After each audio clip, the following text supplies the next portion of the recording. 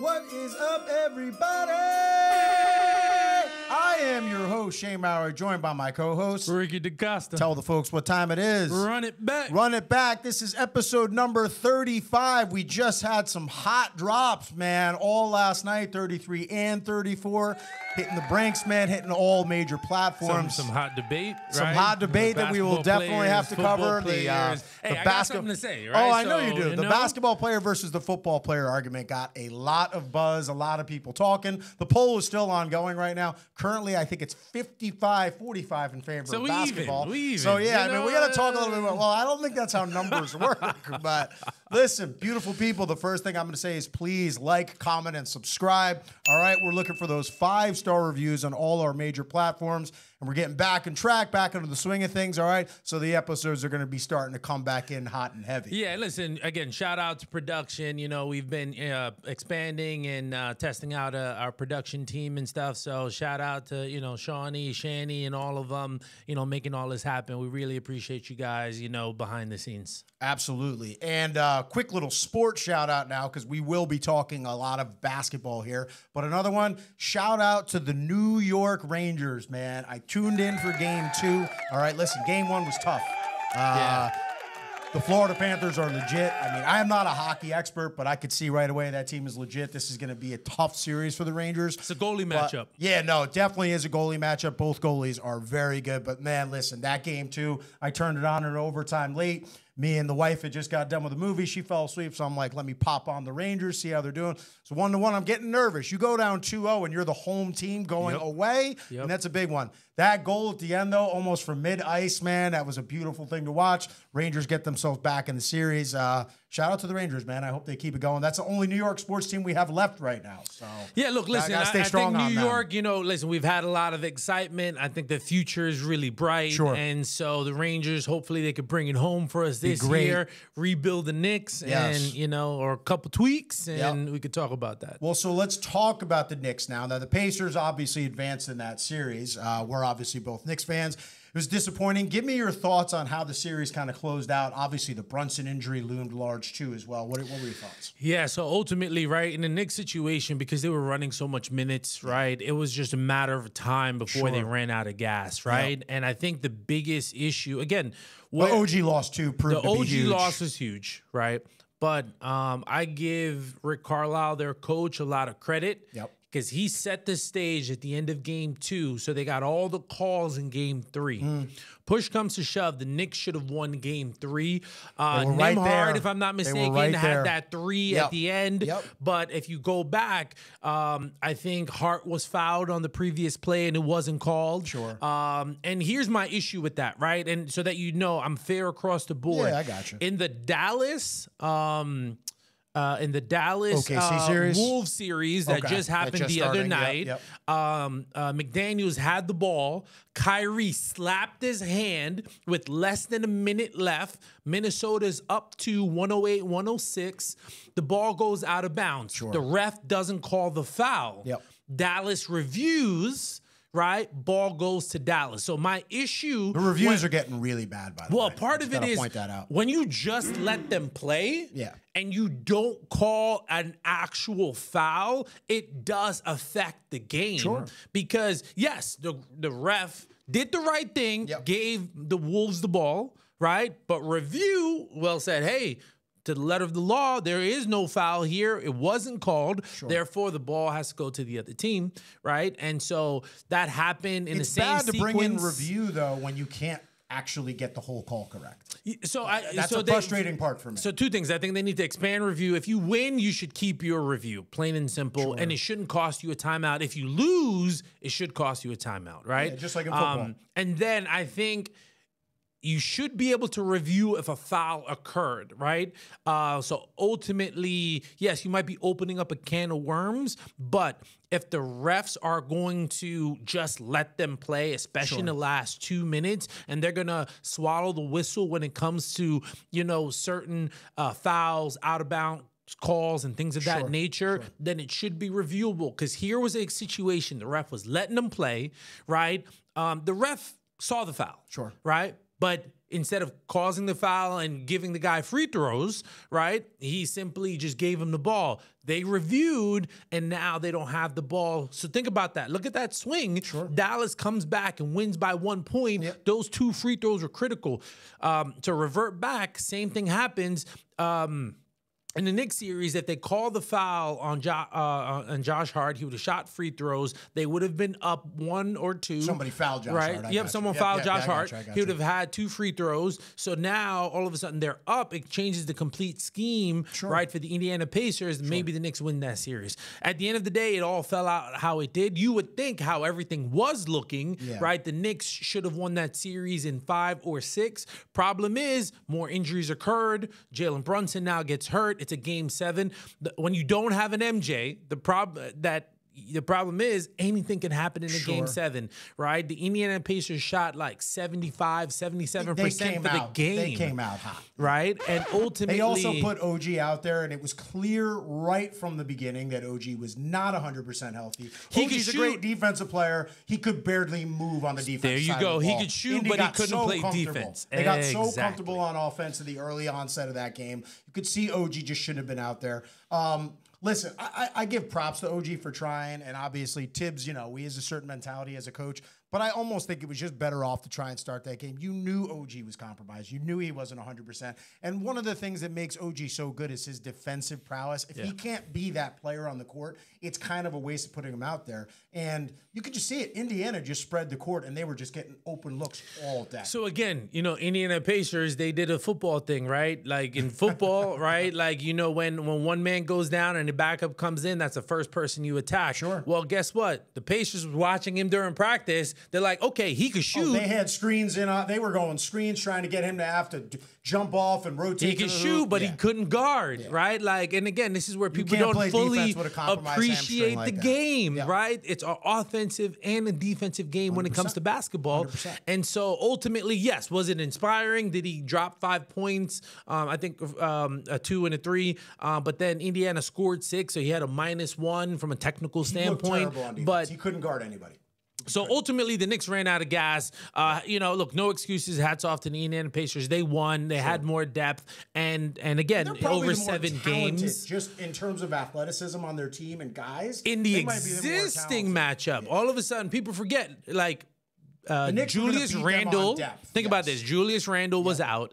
If we had the center, Mitchell Robinson, thank you, right? Bogan Bogdanovic. Exactly, right, shooting threes, right? So all of a sudden, like those are 3 key, 25 points a game from Randle. Bogdanovic can give us 12 at any moment, right?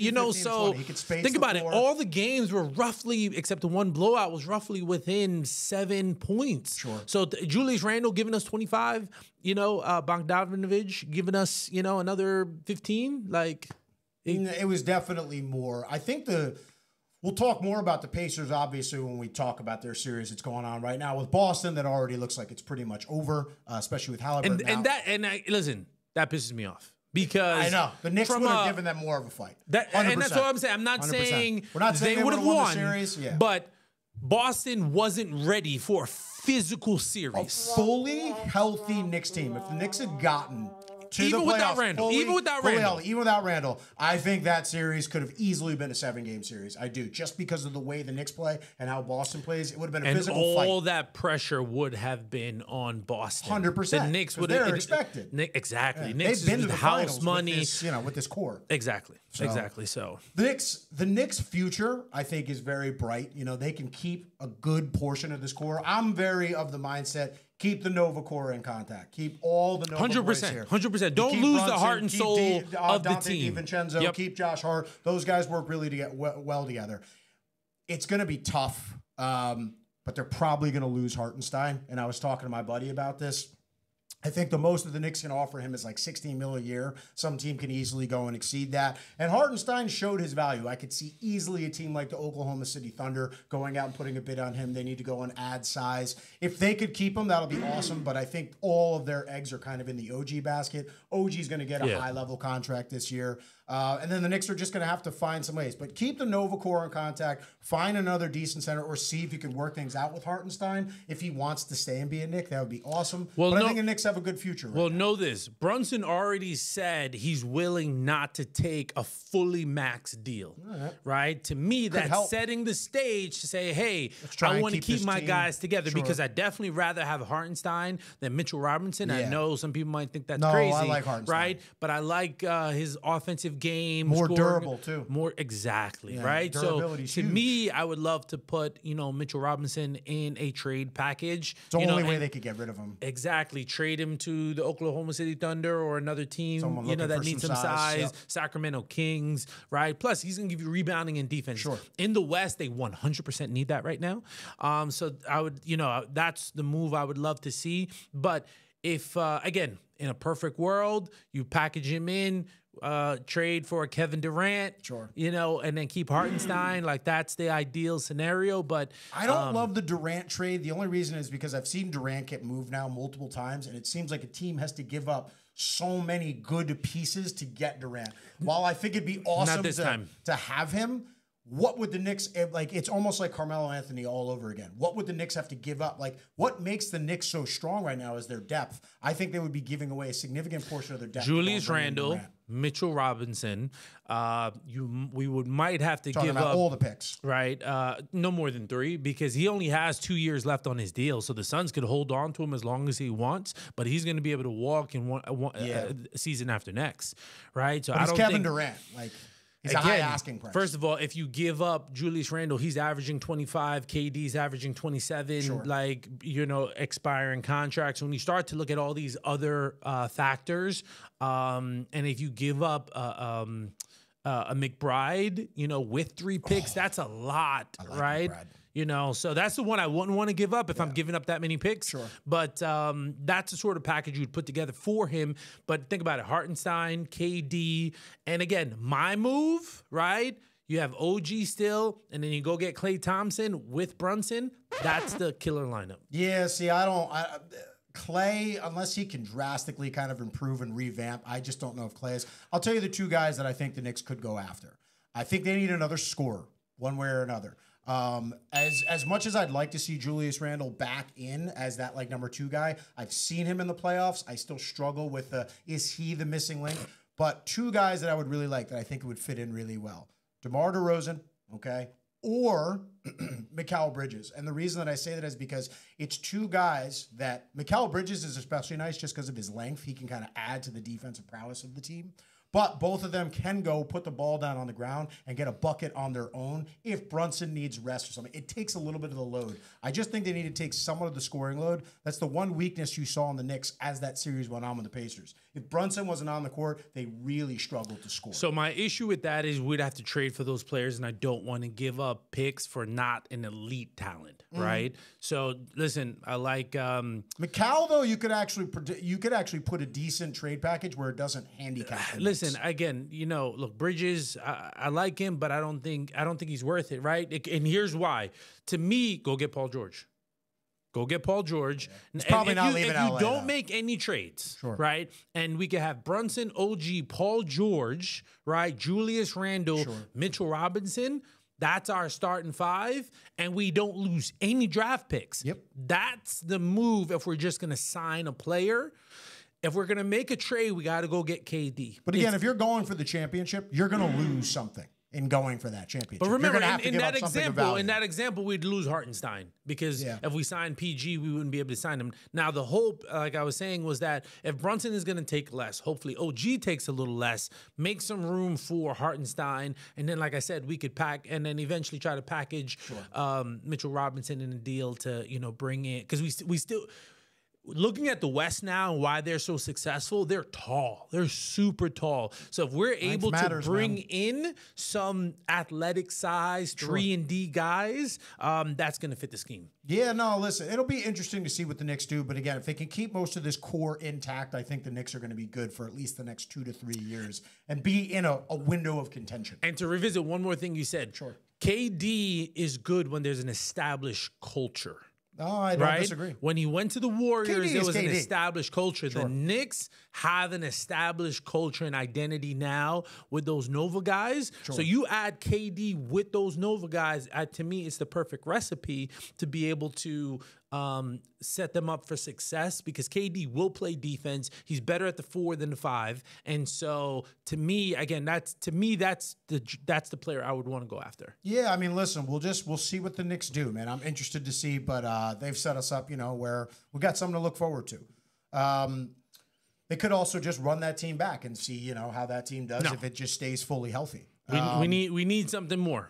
We need something more. OKC versus Dallas. So Dallas goes on, advances to that series. They're currently playing Minnesota right now. Can I just say something? Go ahead. I said they weren't contenders, right? I said it. OKC fans, I wasn't hating. I said they weren't ready. No, yeah, we both did. Right? I said they weren't ready, and they lost in 5? 6. 6? I give OKC credit. A lot of people were saying they were saying that they were one of the worst 1 seeds ever. I don't think I necessarily agreed with that.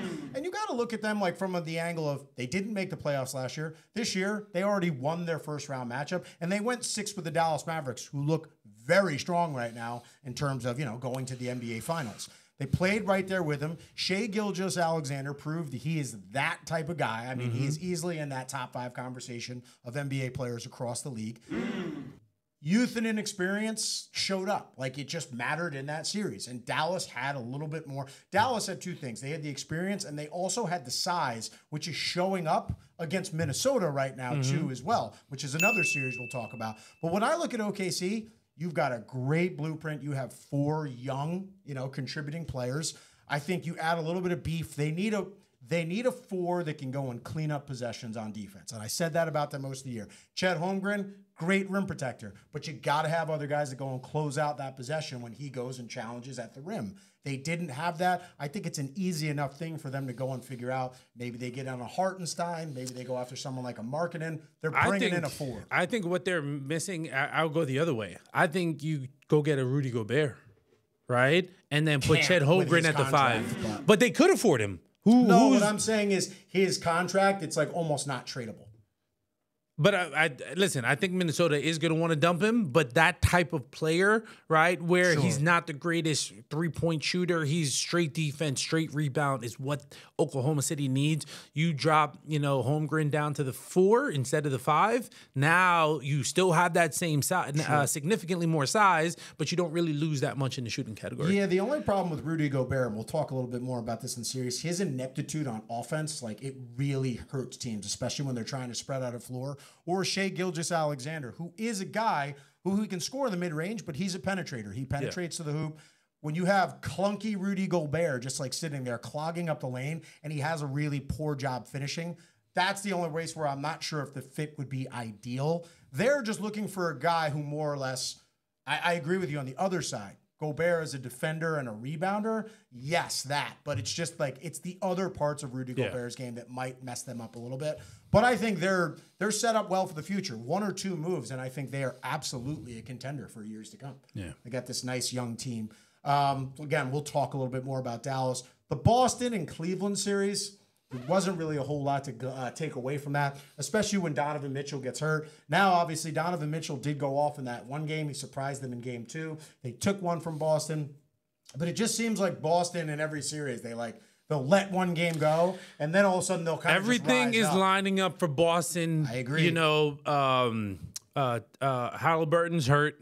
Donovan Mitchell was hurt in his season, in his series. Every star. Jimmy Butler wasn't even in the series against wasn't in the series. Yep. So, everything is lining up for them to go right back to the finals. All I'm going to say, Boston fans, you have not truly been tested. When you look at the West, it doesn't, at this point, I think the Celtics should pray for Minnesota. Reason being is what we've seen so far in these playoffs is that experience matters. And right now, Anthony Edwards, it looks like he's wearing out from playing both sides of the ball. His shooting is terrible. Coming off of a 7-game series. And so a physical series. A physical series. Yeah. I don't think Cat can just carry the load. right? So if Edwards isn't going to be dropping 30, 35 a game, I don't think they could win. And I think the Celtics, granted, I don't think they match up very well because the Wolves have the size, Sure. but I think the Celtics have the experience and they could win. If the Celtics play Dallas and Kyrie has that experience and Luka has never been that far. In my opinion, Luka wants to win. Luka wants to be in that conversation. If Luka makes it to the finals, he's not going to lose. Luka will drop 45, 10, and 10. Like every game.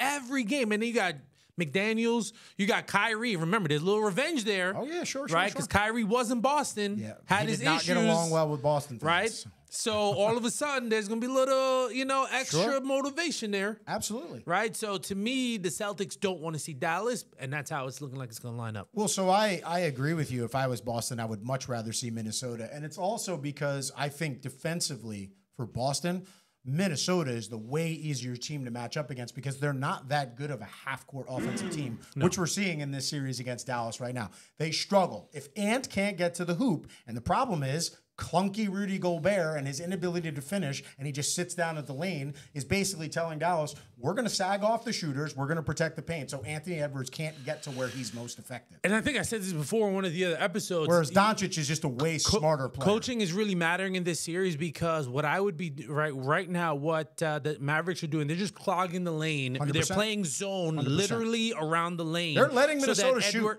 Exactly. They're So letting what I Minnesota would shoot. do is I would play Ant out of the post, right? So that, yes, if that double comes, right, now all of a sudden you got, McDaniels, a lane is going to open up for him to drive to the basket. It could be an open three for Cat. Maybe you set up Rudy Gobert for a lob. All of a sudden, like, it's almost like, honestly, what they need is the triangle offense.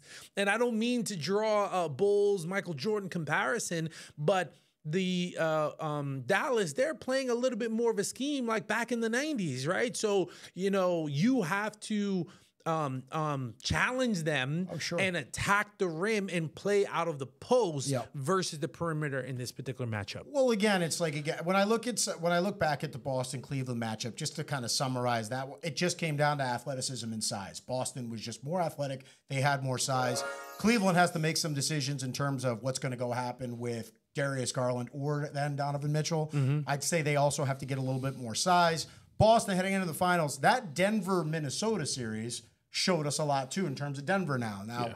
Again, I said this when we were talking about the series beforehand. When Minnesota first went up 2-0, maybe people were a little quick to jump on Denver being, this just unstoppable juggernaut. And it's interesting because the same guy that built this Denver Nuggets team is now in Minnesota, and he built this team just to beat Denver. And you could see it. The size, the physicality, and their inability depth-wise to find somebody to guard Anthony Edwards on a consistent basis mattered. I think Denver can still be right back. They just got to go in. And you said this too, I think, the last time we spoke. Denver just needs a little bit more depth. They need a little bit more on the front line. Denver's got to Jokic. get rid of Gordon, right? Like, he's not... Aaron Gordon? Aaron Gordon. They got to get rid of him 100%. He doesn't provide enough offensively. Yes, he's a good matchup for LeBron, but, like, he is the first... Based on his salary... Wholeheartedly disagree. Based on his salary, he's got to go. So who you going to get rid of? Jamal? Who you get rid of? Jokic? I don't think they have to. You got to create room in the salary cap. I don't think they have. No, you can get rid of Michael Porter. I don't think they need to get rid of anyone in their starting lineup. I think they need to add something off the bench. They can't afford anything additional off the bench, so you get rid of Gordon and you bring in two more players. They can definitely afford something.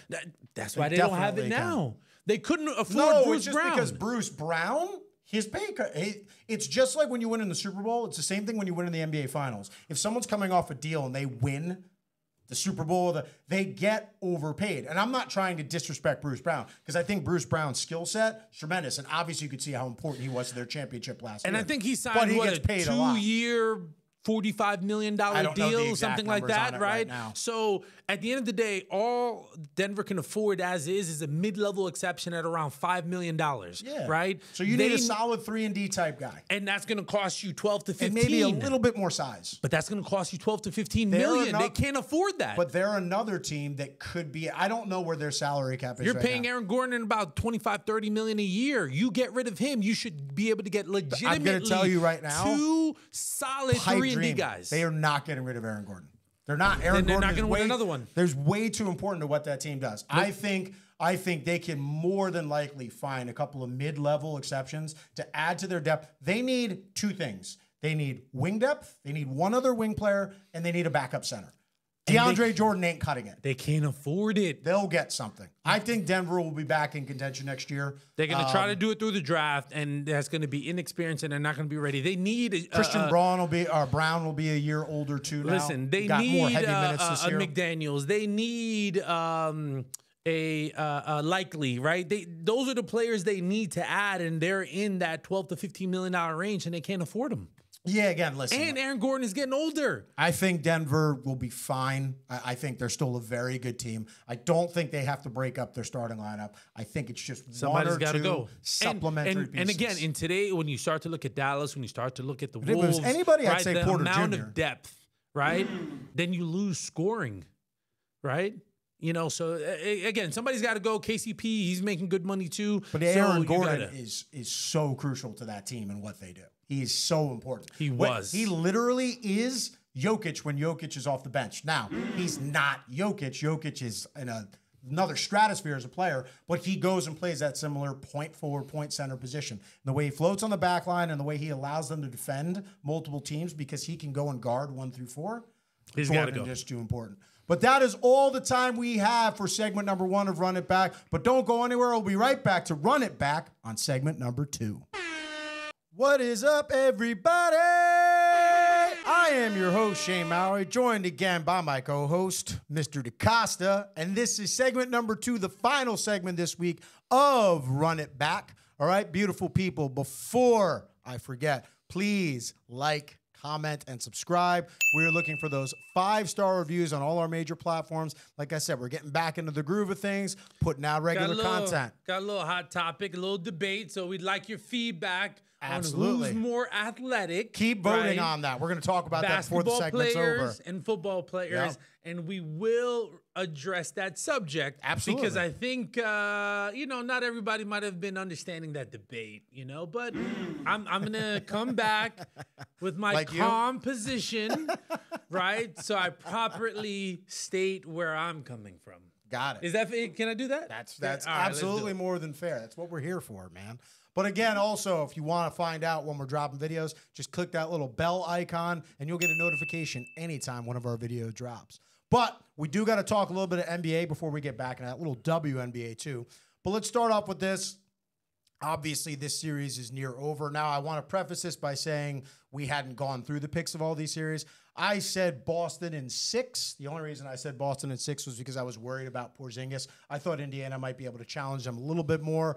That series now currently stands at 3-0. I think Indiana might have blown the series when they blew that game 1 down the stretch. I mean, you're up 3. LeBron actually made a good point. He was just like, you're up 3 at that situation. Don't even let them get the three-pointer off. Foul them, if anything. And I think, if I'm not mistaken, going into that, I think Indy might have even still had a foul to give, so they could have fouled, and it wouldn't have even put them at the free throw line right away. So it just jolts them a little bit out of rhythm, and it doesn't allow them to get that three-point shot. But then, obviously, Boston came out. They beat them up in Game 2. And Game 3 happens last night. Indy had a lead. Boston obviously comes back in that one too as well. Halliburton is out. Doesn't really look like Indiana's going to pose much of a challenge. I wouldn't be shocked if Boston goes out and sweeps them now at this point. Even coming into the series, I just thought Boston had the edge in terms of just athleticism, experience. I thought they had the bodies to at least go and make Hallie's series hard because they had multiple defenders they could throw at him. And it's proving to be that Boston just right now is the better team. They're clearly head and above heels better than everybody else they face in the East. So I thought it would be a gentleman's sweep, Boston. 5. I thought if the Knicks were going to win, I think it would have won 6 games. I agree. Possibly 7, depending on injuries. But to your point, here's what I don't understand, right? So, I think obviously more like a football player in those types of schemes and strategy. Sure. If you need a 3 and there's less than 10 seconds left, right? In basketball, there's zone defense, right? In football, you have prevent defense, sure, right? And a lot of the times, Rex Ryan really, was great at this. He would have his defensive players literally guard the sideline because the other team didn't have a timeout. And the only way they can, get to field goal range is by throwing the ball, catching it, and going out of bounds so they don't lose time. With that as the backdrop, if you need a three-pointer, why in the world are you guarding anyone but the three-point line? Literally, if I was a coach, I would tell every single one of my players to guard the three-point line. So literally stand on the three-point line and look at the inbounder, not the man, not the basket, but the inbounder. Why? Because now you're seeing everything that's coming for you. Sure. They could only be in the corners, right? On the wing or at the top of the key. I just yelled this at all my faculty members in the basketball game that I was just playing. I'm like, guys, just guard the three-point line. I'll take the post. Standpoint, I'm just talking scheme. I got you. I don't understand why no one in the NBA is doing this when you're down, you're up 3, and there's under 10 seconds left. Like literally, and they have no timeouts. Sure. Right? There's nothing that can harm you, right? So again, everyone's like, oh, foul. Well, you won't even have to worry about a foul if you're guarding the three-point line because you're in the 5 spots that they could possibly be in. Now, to be fair, there was somebody in front of Jaylen Brown on that shot. That's why he kind of went for that little, he went that quick little pump fake and then he kind of fell back. Yes. But I get what you're saying. From Jaylen Brown's standpoint, he did exactly what he was supposed to do. Make it so hard to even catch the ball there. Exactly, right? You let them throw it in and have to run to the three-point line because if literally you're guarding zone on all 5 of those positions, literally they have to catch the ball and run to you, or when they throw the ball in, you'll have the opportunity to knock it out, and if you foul, it doesn't matter. So from a pure scheme standpoint, literally standing on a three-point line and only watching the inbounder, right? Unless the only thing that they could do is throw it towards center court and shoot a three-pointer from half court. Well, it would have been from a further back range. I get what you're saying. So other than that, I don't see how they can get a legitimate three-point shot off, but no one in the NBA ever does this. Well, I guess, it's, especially when you're talking about that particular sequence, I think the problem with Boston, too, is that their whole lineup shoots threes. Like, they shoot more threes. I think they were number 1 or number 2 in three-point shots taken. So everybody in the lineup can shoot. So maybe a little bit to the point that you're talking about, maybe Indy got too scared that if they gave any space, whoever caught it would have like around the logo or just in between like the logo and the three-point line type of three. And I guess they were kind of trying to think, let's just not give anybody a clean look. But in doing so, they allowed Jaylen Brown to catch the ball. He was even able to put it down once. He kind of went with like a short pump fake and then a fallback jumper. Yes. But here's the thing, right? So the problem is when you are guarding the man, right? Natural basketball instincts kick in.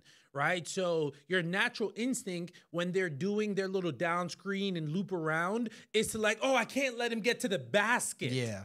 Right? No, I hear you. Now Jaylen Brown ends up being wide open for a three-pointer when that's the only thing that can hurt you. Time is on your side. The lack of contest bothered me a little bit too. Yeah. Listen, but again, so instead of they should have switched off, right? So again, I have a lot of issues from a scheme standpoint because the only thing Indy needed that game to make it a series at all. I think Indy had to win that game. Yes, and put all the pressure back on Boston. So listen, it's over now. Boston is going to end up playing Dallas or Minnesota, and we'll see what happens. That's when hopefully they'll truly be tested. And hopefully the one thing I ask, whoever Boston plays in the finals, no injuries. I want to see Boston can't win this series, win an NBA Finals, and every single star in every round got hurt. Yeah, right. Like that's going to be one of the weakest it's somewhat out of their championships control, but people will criticize them for it. I do hear you on that. But when I look at Boston, it's just I'm looking at them in 2 ways because you brought up earlier the fact that they haven't really had a tough road.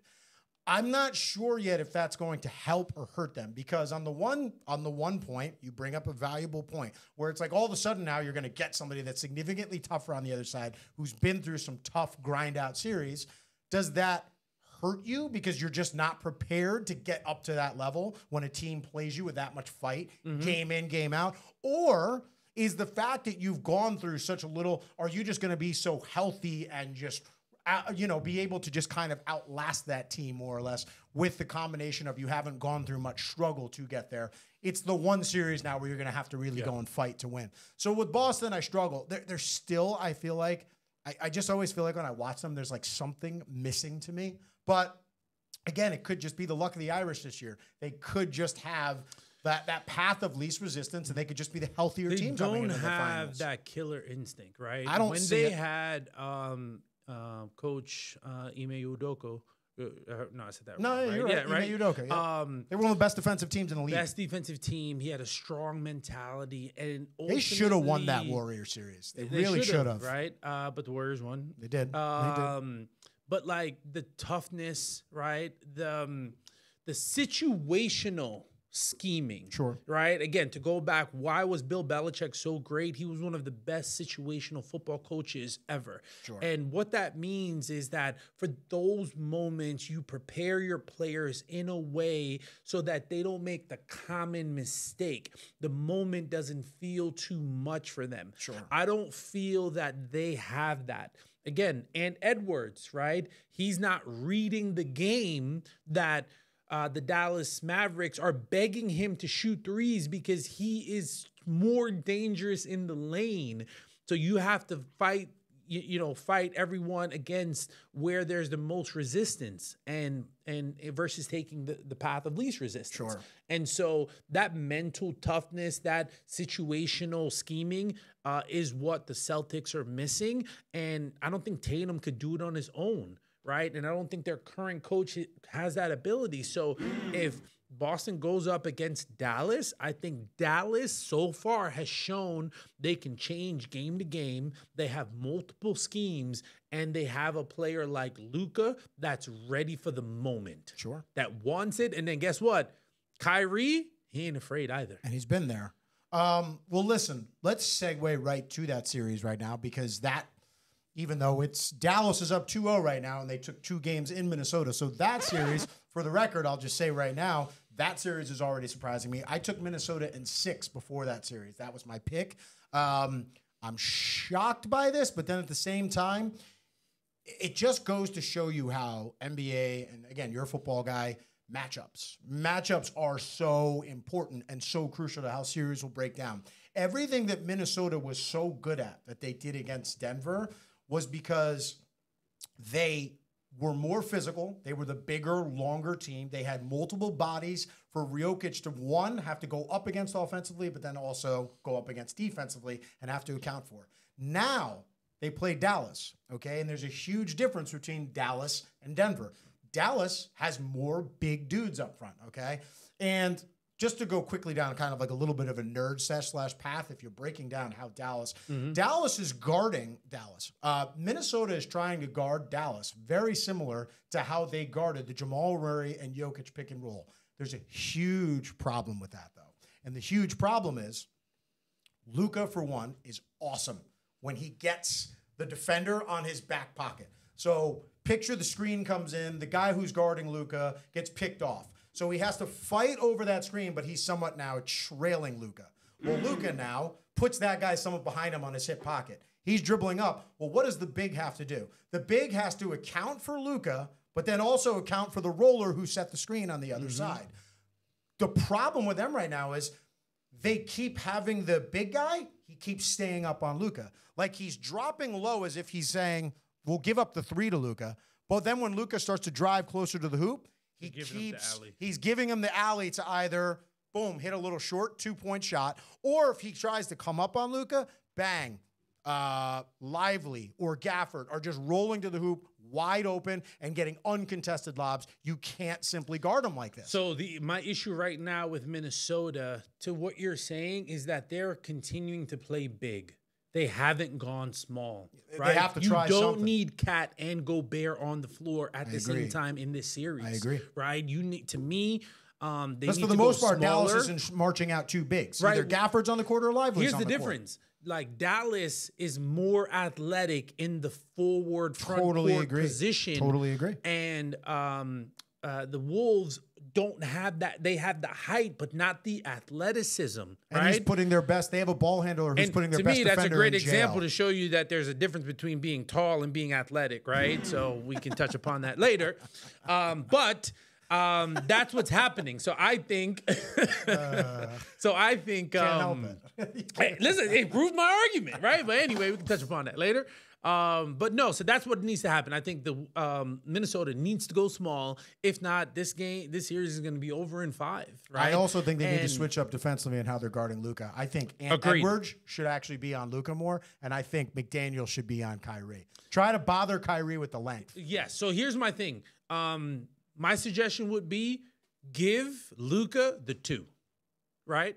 Luka wants to step back 3, right? Sure. He'll take it anytime you give it to him. Yeah, like to me, cut off one side of the court, force Luka to drive, right? Because again, take the scheme that Dallas is doing against Minnesota. It's the same thing you could do, right? Do your best to force Luka to go into your help defense, right? And force him to kick it. If you can eliminate the lob, right? Then. But that's the problem. They're not eliminating it at all. Because of the size, right? If you put more athletic They didn't have to deal with this against Denver. They have to deal with it now. Exactly. Dallas so you can't take the same game plan. Dallas has 2 bigs that know exactly how to play off of Luka. Yes. And it's really throwing Minnesota in like so that's a where, major, again, you got, major to issue. me, you got to go super small, put Cat at the 5 and run that lineup out.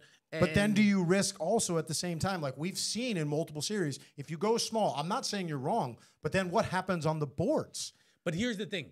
So to me, from what I see, Dallas is just trying to keep it close because they have the finishers. Sure. Minnesota doesn't have the finishers, right? Look at all the games that Minnesota has won, right? They've played defense and they had a big surge. They get a lead and then they hold on to it, or they've been blew out able their to penetrate team, too. right? Exactly. Versus, look at Dallas now. And throughout the entire playoffs, they're like, oh, we don't care if it's a clutch game, within 5 points. Why? Because we got Luka, we got Kyrie. Sure. We're good, right? They're going to make They're the the right better half-court team. basketball Yep. decision better in the half-court game. And ultimately, that's why they're winning, because they have 2 finishers, and arguably Minnesota has none. As much as I like Ant Edwards, he hasn't shown that He's still killer young. instant. Decision making, too. Exactly. It's the Because, decision again, making. you're not reading the game, right? Okay, you could drive and pull up in the mid-range, right? Again, to me, Dallas is making this a 90s game of basketball. Sure. So stop shooting the 3, get into the mid-range, even if you don't want to drive to get foul, or play out of the post. Those are the 2 things that I'd be doing, and I'd be going small. So let's see what happens and speed up the game. Not that Dallas can't play that, but you want to get a lead and keep it. And last thing I'll say that I've noticed, Dallas puts in Luka and Kyrie at the beginning of the 4th. That's when Ant Edwards takes his rest, right? Yeah, to me, you got to go matchup for matchup. If Luka's in the game, Ant is in the game, right? McDaniels, Kyrie. If they rest, we rest. Sure. Like, if not, that's how they lost game 1. Yeah. Minnesota was up. I think Minnesota was up 5. Luka 4 or 5. and Luka had a game, 7-0 run all by himself. Sure. And Ant Edwards Because was if they're still going on to the guard bench. him like that, he's going to do it every 4th quarter. He's going to do it every 4th quarter if they guard him like There you that. go. And I'll tell you this series right now is coming down to 3 things. And don't get me wrong, I think Kyrie has been awesome. He's been awesome. But the 3 things, Dallas's defense is closer to Minnesota's defense than Minnesota's offense is to Dallas's offense. Combine that with Luka is just absolutely right now at this point in his career a way better in clutch 4th quarter decision maker than Anthony Edwards is. Those 3 things right now are proving to be the difference in the series. And unless Minnesota drastically changes something, really their defensive strategy, I'm not really sure what they're going to be able to do to get back in the series. I like Dallas, and I wouldn't be shocked if I'll take Dallas in 5. I'm going to take Dallas in 5. Yeah, it's hard to disagree with that, with where things are. I'd like to think that Minnesota is going to get it together and, Dallas in 6. Yeah. So. All right, quick little note to the WNBA before we go back and revisit the argument. What do we think of Caitlin Clark so far? Listen, all the WNBA players told her, right? Like, it's going to be it's a different game and they're going to be ready for her. And Caitlin is getting everyone's best every single game. Oh, yeah. Right? And She's averaging 15 points, 5 rebounds, 6 assists, 1 steal. But I think the more troubling thing, the turnovers, and then her field goal. She's averaging 5 turnovers a game right now. So that's obviously something she's got to clean up. She's getting double teamed a lot. Her field goal percentage, she's shooting 37% from the field, and she's shooting 31 from 3-point range. So these are all obviously things like she's adjusting. And I remember when we were on Off the Top Sports, that was the one thing that I felt like she's going to go and now she's going to play professional women. She's not playing against college girls anymore. She's playing professional women. There's a whole physicality and level to the game now that she's got to match up. I think she will be good in time. I think she will adjust. Also, she's being asked to do a lot because she literally got drafted to the worst team in the league. Yeah, so that's a part of it, too. 100%. The only thing I would say based on her game, I would want her to attack more, right? My thing, again, her, Steph Curry, they have the same game. The WNBA women are trying to eliminate the 3. Sure. So I want her to go to the basket, and have that little floater right off the free throw line. To me, if she does that more, now all of a sudden, because she just needs to open back up the court. They're protecting the 3 as well, and they're picking up her from full court, right? So her thing is, okay, when you're picking me up that early, I got to cut to the basket. I got to attack the basket more and not necessarily drive it, right? And take it all the way to the hoop, but have that little floater in her game, that little, teardrop. Yeah. If she does that, then that's going to all of a sudden open up the court because now they're going to have to guard that more, and that should allow her to have more open threes. Yeah, listen, there's going to be room for growth and improvement. The one thing I'm going to say about the whole thing, though, is the people across the board who are kind of like hating on her, like the one thing I don't get is just the complaint is we got to get more eyeballs to WNBA. We got to get more attention on the WNBA. Now, all of a sudden, you have somebody that's at least creating that type of force around the sport where people are actually paying attention to WNBA games. Who cares who it is? The bottom line is the mission that you're trying to accomplish, it's slowly starting to happen. So I would just sit here and I would just say to some of these people, it's like, be happy. Like, she's helping your game grow. I'm all in support of the game being better. Women are competitors. No, I get it. You don't want to be GOAT? Okay, let me show you. At the end of the day, go to any park, Rucker Park, Boston, DC. You step on that court. I don't care who your daddy is. I don't care who your mommy is. You're going to get this work. Right? So Caitlin Clark, right now. You're supposedly the, great white hope. Okay, you could get this business too. And that is what those women are saying. And right now, she's getting the business. Yeah, I think she'll adjust in time. But she's good for the game. Did you see the one game actually where they were playing the Liberty and Ionescu faked her out with a pump fake and then hit the three? I was like, whoa. So okay, let me say this: the only one I felt bad for her. I forgot the team, but they put a screen and it was this bigger, thicker woman. And Caitlin just ran into her. She's playing and women. She just broke at the knees. I was like, ooh, somebody help her out. She's going to need a couple ice packs. Yeah. Well, I think that's the one place where I can already see that she still looks like a girl. Like she's got to get a full off season of professional development, weight training, everything like that. I'd like to see her when she has all that into as well. Next year would be a better season. And listen, at the end of the day, she was the number 1 overall pick. That means she went on the worst team in the WNBA, correct, right? But again, so she's fighting an uphill battle. Exactly. Sure. Okay. We are revisiting the poll from last week. This was NBA players versus, hold on, I'm just pulling it back up to make sure I have the results. NBA players versus football players. Who would translate, or NFL players, who would translate better to their respective sports, okay? You wanted a chance to kind of clarify the comments on all this, right? I don't think it's really clarification, right? For the record, out of 62 responses right now, currently basketball players leads the poll 55% to 45%. Basically even, right? It's close. Right? It's close. But here's the thing, right? So I think what's getting lost in the argument is that there's so many different talking points, right? Sure. And so to the point that you were making, you're saying purely athletically, basketball players' athleticism, right, can translate to the NFL game easier. My argument was, tell me how. Because it's, to me, being tall is not athleticism, right? So, okay. But being tall, having weight, yes. Right? Yeah. I didn't even bring up weight. I just brought up, right? So now all of a sudden, okay, all of these basketball players are going to go play wide receiver, tight end or something. Okay, because that's the position that translates the best. And we can go through the positions. Well, let's do this. We're in agreement that most basketball players can't play running back. Most. I think some could, yeah. Right?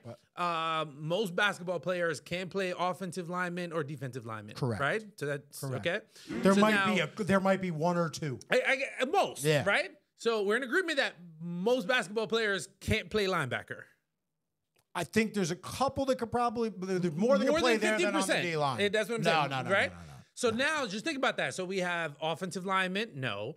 Defensive linemen, no. We have linebackers, that's a no. We have running back, that's a no. So what's left? We have wide receiver, tight end, and kicker. Well, quarterback, right? 4 things left, right? We clearly say most of them are too tall to probably play quarterback. I don't know. I'm not sure about that. I'm not sure about that. All right. I would say more quarterback. It's just like, that's just, do they literally have the mental aptitude to play the position? Well, I mean, do they even have the arm to throw it? Because again, in the quarterback, that is a skill because you have to have a release. And with it's a completely different type of position. Right? When you have a 7-foot wingspan, I don't know how you could have a quick release, right? So, but we can leave that open. So we're left with quarterback, kicker, wide receiver, and tight end. So now let's talk about the position that they should translate the best to, right? Which is wide receiver and tight end. 100%. Right? So, we're talking about athleticism, right? The skill, right? Catching the football is a skill, no? Yeah. So we're saying basically because they're tall and they could run and jump, we're assuming that they could just catch. And in the argument, you were saying that how do we know if basketball players can shoot? Or dribble. Right? Or dribble. That's fine. Let's have that conversation. Yeah, I'm just saying. But you have to be able to do those 2 things to survive on a basketball. But you also have to be able to catch. And let's not forget something that doesn't happen in basketball. You get hit. Sure. So remember how I prefaced this whole thing though when we started this conversation off a week ago. I'm already going to sit there and go, we have to approach this conversation like, okay, we can find 30 football players that have it mentally, because I already said football, the mentally tougher sport. There's no doubt in my mind, because one, it's so, what's the word I'm looking for? It's so tedious and time consuming just on that aspect alone, knowing your schemes, knowing your systems, never mind when you throw in the actual physical element of the game. And to me, I think that's to take away the mental, right? Like, because you could say, yes. Both are mentally tough. You have to be a professional athlete. Agreed, right? Sure. So let's take away that for a second, right? So to me, I give basketball players endurance-wise, 100%, they have better, longer endurance than football players. Just less break time and it's more, exactly. Yes, yeah. Change of direction happens, but at the same time, having more endurance doesn't mean you're going to be explosive. Football is a game of large bursts and explosion in short spans. Correct. And I don't know if basketball, not that I don't know, I don't believe basketball players, just because they have endurance, can have that explosion that's necessary, as well as thinking about the physical component of it, right? Totally understand what you're saying. So for me, you can teach endurance. It's harder to teach explosion. I got you. Right? And to me, that's why football players have the nod. But there's some pretty explosive basketball players, though. Like, you see some of these guys just like up and down the court very quick, That's some explosion, too, as well. That's speed, that's explosiveness. Like, I mean, we see that on a basketball court, too. We definitely see explosiveness. Again, when you watch LeBron take the ball and in like 4 or 5 steps, or Giannis, or even a guy like Russell Westbrook who's a little bit smaller, and they go down the court within like 4 strides, that's some explosiveness. When I'm talking about explosiveness, now remember, right? You got hut and go, right? So like it's now we're talking 0 to 100, where there's no rip up. But this could also be ball. Oh, it's going the other way. I'm going. Like and then you get an easy wide open layup. I'm talking about whistle blown, right? Like complete reaction. That reaction time is where I think there's a huge difference between the two sports. But, I think this is a big topic. But we can continue. It's an ongoing thing that we can still talk about. People are still voting on the poll. Yeah. So at the end of the day, what basketball player and what football player do you think would best translate in either sport. Yeah, why don't you give us the translate across the two? Who could play where on the perspective other side of sports? But guys, that wraps up this week's episode of Run It Back. I am Shane Mallory with my co-host, Ricky DaCosta. and we will see you next week when we Run it back.